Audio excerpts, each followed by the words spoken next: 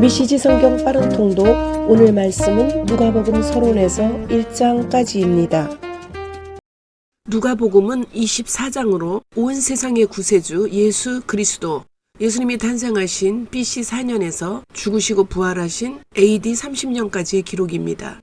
세 개의 큰 주제로 나눌 수 있는데 1장부터 4장 13절까지는 그리스도의 탄생과 증거, 구원의 복된 소식. 내용은 그리스도의 탄생, 베들레헴, 그리스도의 어린 시절, 예루살렘, 나사렛, 그리스도의 증거, 요단강, 유대강야. 두 번째는 4장 14절에서 23장까지 그리스도의 전도 여정, 구원의 복된 소식 전파. 내용은 갈릴리 전도 여정, 사마리아 전도 여정, 유대 베레아 전도 여정, 예루살렘 전도 여정. 세 번째는 24장 그리스도의 약속, 모든 족속에게 복음 전파. 내용은 부활과 승천, 예루살렘. 누가복음 서론. 우리 대부분은 자기 혼자만 겉도는 것처럼 느낄 때가 많다. 다른 사람들은 아주 당당하고 자신감 넘치고 소속감도 분명해 보이는데 나는 따로 밀려나 어울리지 못하는 바깥사람 같다. 이런 경우에 우리가 취하는 방법은 따로 우리의 모임을 만들거나 우리를 받아줄 모임을 찾아가는 것이다. 그 모임에서만은 나는 소속되어 있고 다른 사람들은 바깥에 있다. 사람들은 정치, 경제, 사회, 문화 등 다양한 분야에서 공식, 비공식으로 모인다. 그러한 모임의 한 가지 공통점은 배제의 원칙이다. 선택받은 일부 사람 외에 나머지 사람들을 배제함으로써 모임의 정체성과 가치를 획득하는 것이다. 우리는 소속감이라는 달콤함을 맛보기 위해 다른 사람들을 배제하고 밀어낸다. 하지만 그 과정에서 우리의 현실은 축소되고 삶은 협소해진다. 끔찍한 대가가 아닐 수 없다. 종교라는 미명하에 이런 대가를 치를 때보다 더 비참한 경우도 없다. 그런데 놀랍게도 종교는 오랜 역사 속에서 바로 그런 일을 해왔다. 하나님의 크나큰 신비를 그럴듯한 모임 규정 정도로 축소해버렸고 거대한 인간 공동체를 멤버십 수준으로 격하해 온 것이다. 그러나 하나님께 바깥사람, 소외된 사람이란 없다. 예수께서는 잃어버린 자를 찾아 회복시키려고 왔다고 누가복음 19장 10절에 말씀하셨다. 누가는 바깥사람, 소외된 사람을 가장 강력하게 옹호한 사람이다. 그 자신이 바깥사람, 전부 유대인으로 구성된 신약성경 기자들 가운데 유일한 이방인이었던 누가는 당대의 기성종교가 흔히 바깥사람으로 취급하며 소외시키던 사람들, 여자들, 평범한 노동자들, 목자, 다른 인종의 사람들, 사마리아 사람, 가난한 사람들을 예수께서 어떻게 끌어안아 안으로 포함시켜 주시는지를 보여준다. 예수께서는 종교가 인간의 모임으로 전락하는 것을 묵인하지 않으시는 분이다. 우리 또한 안에 들어갈 희망 하나 없이 바깥에서 기웃거리며 삶을 들여다본 적이 있다. 그런 기분을 느껴보지 않은 사람이 우리 가운데 누가 있겠는가? 그러나 누가가 전하는 이야기를 듣다 보면 이제 문이 활짝 열렸고 하나님이 예수 안에서 우리를 만나시며 안아주신다는 사실을 깨닫게 된다. 예수께서는 이렇게 말씀하셨다. 구하거라, 그러면 받을 것이다. 찾아라, 그러면 발견할 것이다. 두드려라, 그러면 문이 열릴 것이다. 누가복음 11장 9절. 누가복음 개요. 온 세상의 구세주 그리스도. 헬라어 성경은 카타르칸이라 한다. 이를 번역하면 누가의 의에서이다. 누가복음을 일컬어 가난한 자의 복음, 성령의 복음, 안여자의 복음이라고도 한다. 누가복음의 기록자. 누가복음에는 기록자의 이름이 직접 언급되지는 않았지만 초기 그리스도교 전통은 바울의 동력자여 사랑을 받는 의사 누가를 누가복음과 사도행전의 기록자로 본다. 의사인 누가의 기록으로 인정되는 증거로는 두 책에서 의학적인 수로들이 익숙하게 쓰인다는 점이다. 누가복음과 사도행전의 서문에 보면 이 두 권의 책이 한 사람에 의해서 쓰였으며 데오빌로 각하에게 차례대로 써보내는 것으로 되어 있다. 그러므로 누가복음과 사도행전의 기록자는 누가라고 할 수 있겠다. 누가라는 이름은 빛나다라는 의미를 가지고 있다. 누가는 바울의 2차 전도 여행 때 드로아에서 만나 빌립보까지 동행했다. 사도행전 16장 20절. 그리고 바울이 3차 전도 여정에서 돌아올 때까지 빌립보에서 머물렀다가 동행했다. 그는 바울의 동력자이고 동시에 바울이 로마 감옥에 갇혀 있을 때 끝까지 곁에 있었던 바울의 제자였다. 초대 교부들은 그가 수리아 안디옥 출신으로 예수님을 직접 보지 못했지만 바울과 함께 지내면서 바울과 다른 증인들의 이야기를 듣기도 하고 바울의 설교를 통해서 이 일에 대하여 자세히 알았다고 설명한다. 그리고 이 일에 대한 많은 글이 있음을 알고 있던 누가는 그 모든 일을 근원부터 자세히 미루어 살펴 복음서를 기록했다. 수신자. 데오빌로 각하에게 보내졌다고 하는 본서의 기록에도 불구하고 본서의 수신자 문제를 어렵게 하는 것은 데오빌로가 생존 인물인지 가상 인물인지에 대한 논란이 여전히 계속되고 있다는 점이다. 만약 생존 인물이라면 각하라는 존칭을 받을 정도의 인물 중에 데오빌로라는 인물이 어떤 계층의 인물이었겠는가 하는 난제들이 여전히 남아있다. 그럼에도 불구하고 누가복음서가 이방인 그리스도인에게 보내졌을 것이라는 점에 대해 학자들 간에 이견이 없다. 그 증거로 누가복음서가 유대인에게 익숙하지만 헬라인에게는 익숙하지 않은 아람어를 제거하거나 헬라어로 바꾸어 기록했다는 점이다. 예를 들어 달리다굼, 랍비, 호산나 등의 단어이다. 이는 이 기록의 수신자가 유대인들 간의 통영어인 아람어를 알지 못하는 이방인이었음을 보여주는 신뢰이다. 기록 배경 누가는 이방인 독자들, 즉 어느 정도의 지식이 있으며 헬라어로 교육을 받은 사람들을 향하여 그리스도교의 신앙을 자세히 차례대로 근원부터 잘 살펴 기록할 필요를 느꼈다. 그 첫째 이유는 처음부터 목격자와 말씀에 일꾼된 자들이 전하여준 그대로 내력을 기록한 책들이 있었기 때문이다. 둘째는 데오빌로에게 그가 알고 있는 바를 더 확실하게 알게 할 필요성이 있었다. 데오빌로로 대표되는 이방인이 이해할 수 있도록 본서를 저술하려 했다. 그러므로 당시 로마 제국과 이스라엘의 역사를 관련 지으면서 사건 경위를 자세히 설명한다. 이것은 복음의 진정성과 관계되는 기록이기 때문이다. 또 복음의 진정성과 관련하여 누가는 끊임없이 예수님께서 하나님의 아들이심을 강조한다. 족보와 관련된 기록에서도 마태복음과 달리 누가복음에서는 예수님의 조상을 하나님으로 귀착시킨다. 이와 같은 족보 기록은 황제 숭배와 관련된다. 로마의 황제들은 자신들을 신의 현현 또는 신의 아들로 신격화했고 숭배하도록 했다. 이와 같은 로마 제국의 종교적 배경과 배치되는 그리스도교에 대하여 설득력 있게 역사적인 진실성을 규명함으로 제시해 나간다. 동시에 로마 황제와 예수님과의 차별성에 중점을 둔다.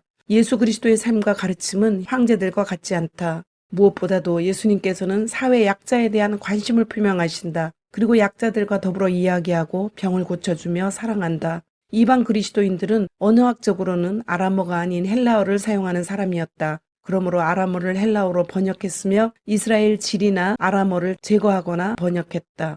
종교적으로 이방 그리스도인들은 이방 종교와 사상에 익숙했던 사람들이었다. 그러므로 그들은 유대 종교 전통을 잘 알지 못하였고 동시에 당시에 유행했던 철학사조나 혼합적 종교 사상에 익숙했다. 그렇기 때문에 예수님의 근원은 물론이고 예수님을 증거했던 세례 요한의 근원에 대해서도 다른 복음서와는 달리 상세히 기록하므로 유대교 전통에서 태어난 그리스도를 알게 하고 그분이 자기 민족뿐 아니라 만인의 구주로 오신 분임을 알게 한다.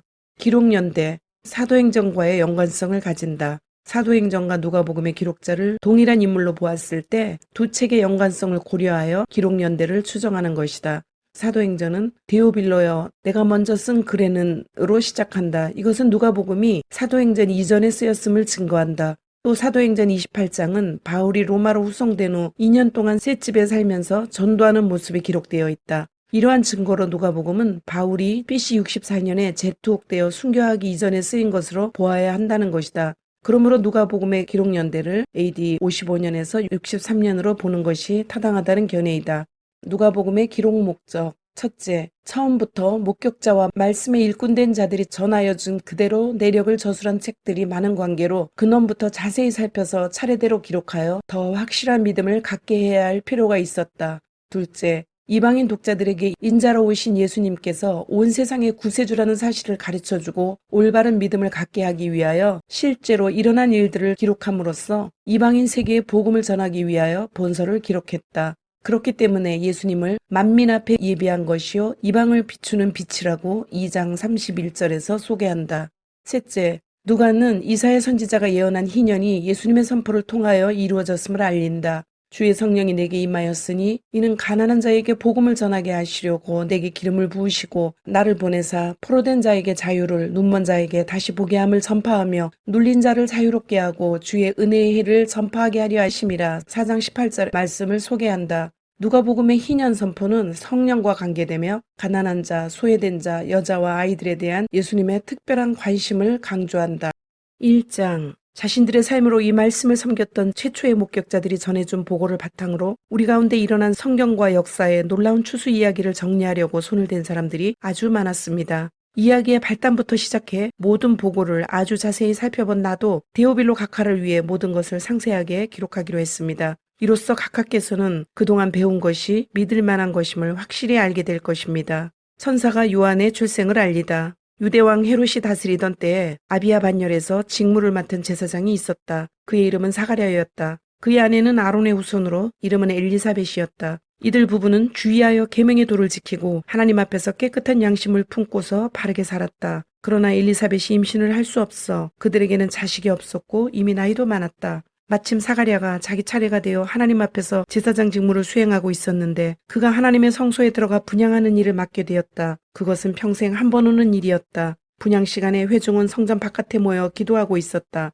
그때 하나님의 천사가 예고도 없이 성소의 분향단 오른쪽에 나타났다. 사가랴는 두려워서 그 자리에 얼어붙었다. 천사가 그를 안심시켰다. 사가랴야 두려워 마라. 하나님께서 내 기도를 들으셨다. 내 아내 엘리사벳이 아들을 낳을 것이다. 너는 그 이름을 요한이라고 하여라. 너는 기뻐서 사슴처럼 뛸 것이며 너뿐만 아니라 많은 사람들이 그의 출생을 즐거워할 것이다. 그는 하나님께 큰 인물이 될 것이다. 그는 포도주와 맥주를 마시지 않을 것이며 모태에서 나오는 순간부터 성령으로 충만할 것이다. 그는 이스라엘의 많은 아들, 딸들을 하나님께로 돌아오게 할 것이다. 그는 엘리야의 방식과 능력으로 하나님의 오심을 알리고 자녀를 향한 부모의 마음을 녹이며 완고한 해이론자들의 마음에 뜨거운 깨달음의 불이 타오르게 할 것이다. 그는 백성으로 하여금 하나님을 맞을 준비를 하게 할 것이다. 사가랴가 천사에게 말했다. 그 말씀을 믿으라는 말입니까? 나는 늙은 사람이고 내 아내도 늙었습니다. 그러자 천사가 말했다. 나는 하나님의 파수꾼 가브리엘이다. 나는 너에게 이 기쁜 소식을 전해주려고 특별히 보내심을 받았다.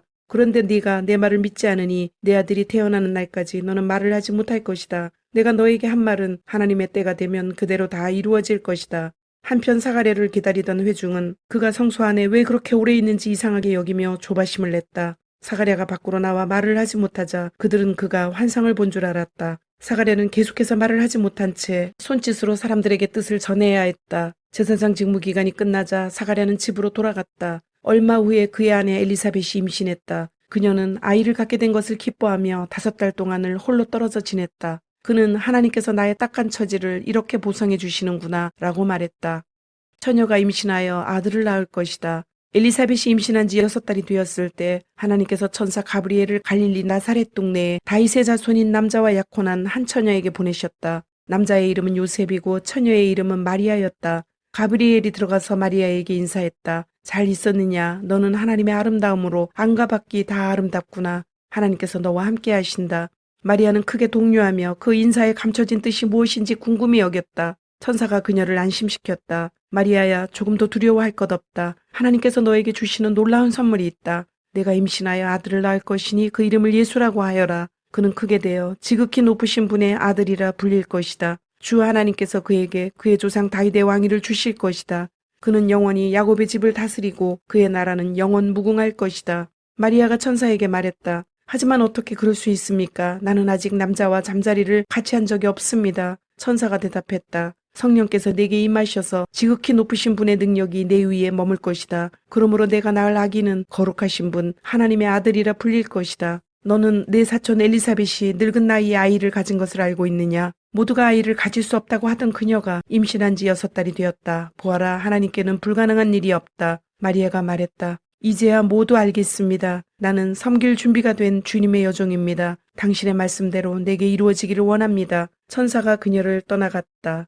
여자 가운데 참으로 복된 자. 마리아는 잠시도 지체하지 않았다. 그녀는 일어나 유대 산지의 한 동네로 가서 곧장 사가랴의 집을 찾아가 엘리사벳에게 문안했다. 엘리사벳이 마리아의 인사를 받을 때 그녀의 뱃속에서 아기가 뛰놀았다. 엘리사벳은 성령이 충만하여 뜨겁게 노래했다. 그대는 여자 가운데 참으로 복되고 그 뱃속의 아기도 복되다. 내 주님의 어머니가 나를 찾아오시다니 이 큰 복이 어찌된 일인가. 그대의 문안하는 소리가 내 귀에 들리는 순간 내 뱃속의 아기가 마냥 기뻐서 어린 양처럼 뛰어놀았다. 하나님께서 하신 말씀을 믿고 그 말씀대로 다 이루어질 것을 믿은 여자는 복되다. 마리아가 말했다. 하나님이 들려주신 복된 소식으로 내 마음 터질 듯하니 내 구주 되신 하나님의 노래로 기뻐 춤추리라. 하나님이 나를 주목하심으로 무슨 일이 일어났는지 보라. 나는 이 땅에서 가장 복된 여자다. 하나님이 내게 행하신 일 영원토록 잊지 않으리. 다른 모든 곳과 구별되시는 하나님, 그 이름 거룩하시다. 그 앞에 두려워 떠는 이들에게 그의 자비 물밀듯 밀려오네.